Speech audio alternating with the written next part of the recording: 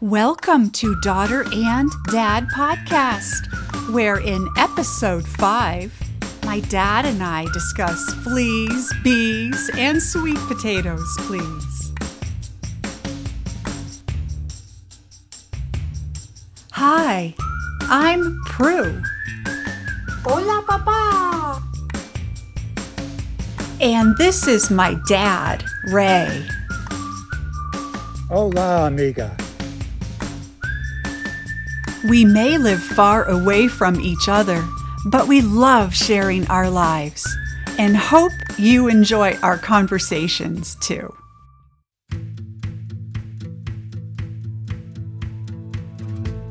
You went treasure hunting this weekend at a flea market. Oh my gosh, Dad. The Albuquerque Flea Market is every weekend. It goes through most of the year, even in the winter. The only time it closes down is during the state fair because the same fairgrounds are used. But it is the largest outdoor flea market in the country. Whoa, it's located. It is located at the Expo Fairgrounds where the New Mexico State Fair occurs. And it is huge. You can spend all day walking around. You have people selling fruits, vegetables, piñon, chili peppers, pecans, all the things grown here in New Mexico. You have people selling all kinds of statues, outdoor art, and all kinds of junk, wonderful junk. I've gotten so many cool deals, antique books, candles, you name it. It's at the Albuquerque Flea Market. Do you negotiate or do you just take it at price value? Dad, I negotiate every single time. All right. I like that. Now, Daniel does not. He asks how much it is, and he'll just pay the amount. But if they say $10, I'll say, I'll give you $5. Most of the time, Dad, you get a deal. That's what Grandma used to do at tag sales growing up on the East Coast. She'd take us to these tag sales, and they would say, oh, that's 50 cents. And she'd say, oh, I'll give you a quarter. I learned from the best. You learned from the best, and she was good at that. She loved her tag sales. She loved her tag sales. Well, what did you get? What treasure did you get this weekend? There was an older woman selling all kinds of knickknacks at the flea market, and she said it was a collection of things that she had gotten from a storage unit that she bid on in an auction. And she just wanted to get rid of this stuff, she said. She said there was nothing in there valuable to her. She thought it was a dud, but she had this incredible Oh my gosh, St. carved Francis. statue of St. Francis with 2 little birds on each side, and a statue hand carved like this.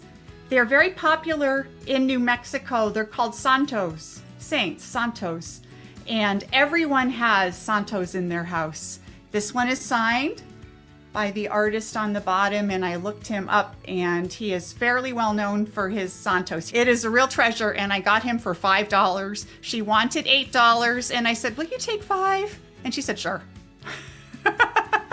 You know, the way you just said that, I read this book years ago with Mom, and it was How to Negotiate Anything. And one of the key things he said in the book is that when you make your pitch to somebody after you reject their offer, just tilt your head a little and smile. You just did that. Oh my gosh, Dad, I'm a natural. You're a natural. You got it. You could have written the book.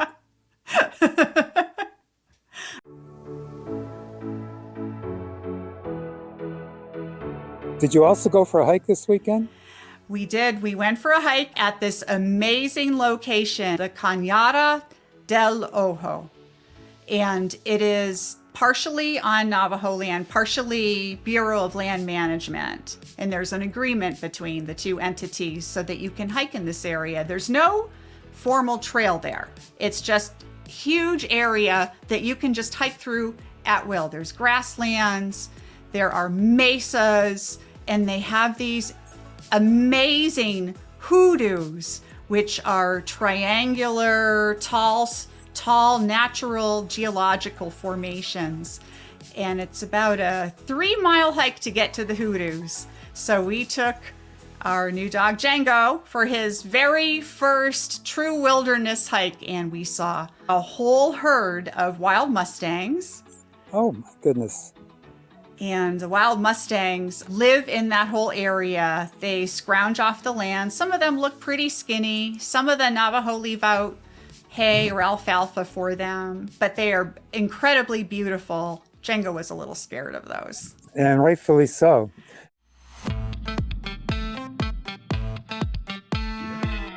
It was a jam-packed weekend. How about you, Dad? What did you do? Oh, this past weekend, I chilled. Oh, that's nice. I chilled. But I'll tell you about my dinner tonight. Oh, man, I can't wait to hear this. Here it is. It is a Japanese purple sweet potato, also known as an Okinawan purple sweet potato. And these babies are super healthy for you. They're filled with antioxidants. They're filled with all kinds of good things for your body, knock out the inflammation.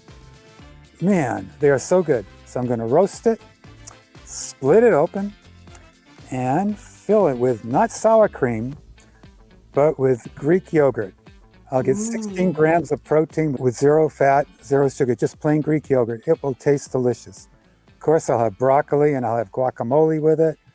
It'll be a great meal.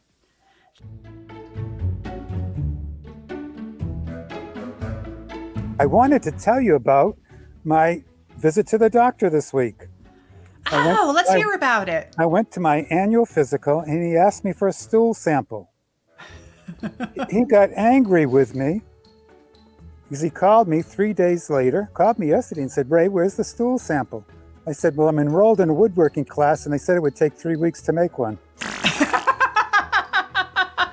Okay, that's pretty good. Okay. That was so bad. That was so bad. Okay. Doctors, please forgive me.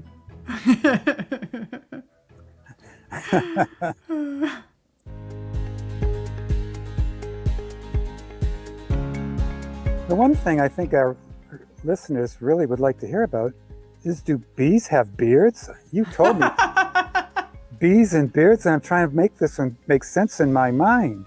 And I said, I've got to go back to the source.